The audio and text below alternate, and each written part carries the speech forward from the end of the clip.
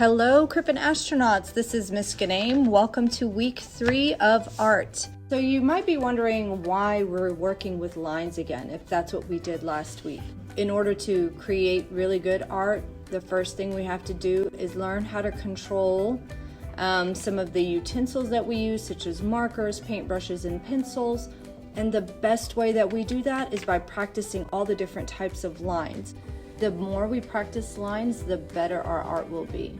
So let's get started. So your supplies are simply going to be paper and anything that you can find around the house to color with. Now, I happen to find in the art room some markers that had been used before. These are not brand new, okay? So it's okay if your supplies are not brand new too.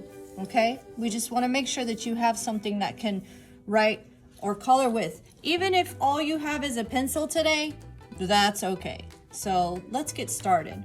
So we're gonna go and start at the top of the paper, and this part's really important.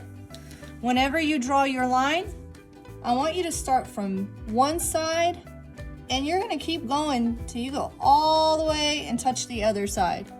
Don't stop before you get to the other side, okay?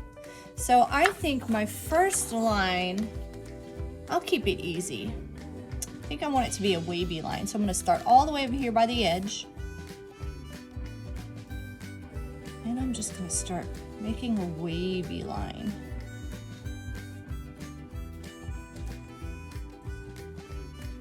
Now at any time, if you feel like you wanna pause, you can pause the video, okay?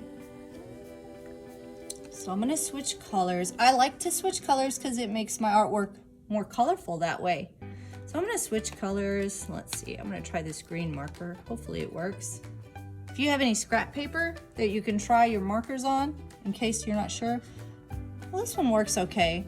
It's a little bit dry, but I think it's good. Okay, so I think I'm gonna do a bumpy line here. Bump, bump, bump. Notice I didn't go too far away from the first line. I maybe have like a finger space in between.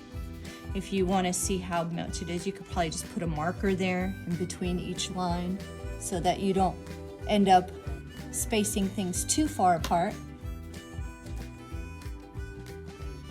Bump, bump, bump, bump. I'm almost pretending like I'm a bunny rabbit and I'm hopping all the way across my page. Remember to stop when you get to the end, okay?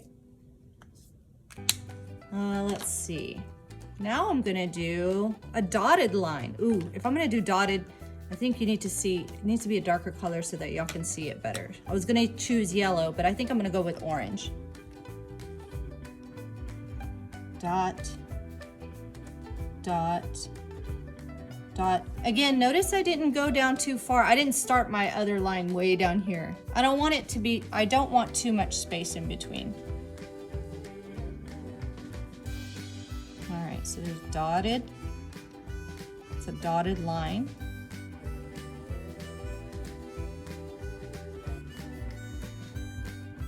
One more. All right, let's see. So many different kinds of lines. I think I'm going to try, let's see if one of these, ooh, I wonder if this purple one works good. This actually looks like an indigo, royal purple. Oh, yep, works just fine. All right, I think I'm gonna try something a little harder, and that's a looping line.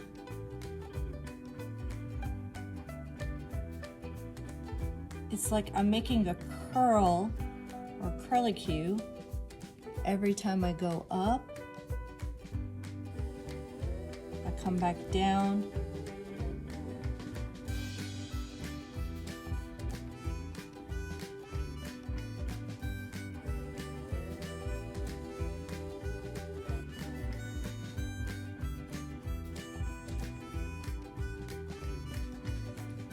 Oh, I'm really starting to love this. Let's see. Now at this point, I'm just gonna keep making up different lines and keep going down as far as I can go down the paper so that you don't have to wait for this really long video. I'm gonna go ahead and speed it up a little bit so you could see me go from here all the way down to the paper real fast. And then of course, I don't expect you to go that fast, but you can pause it anytime you need.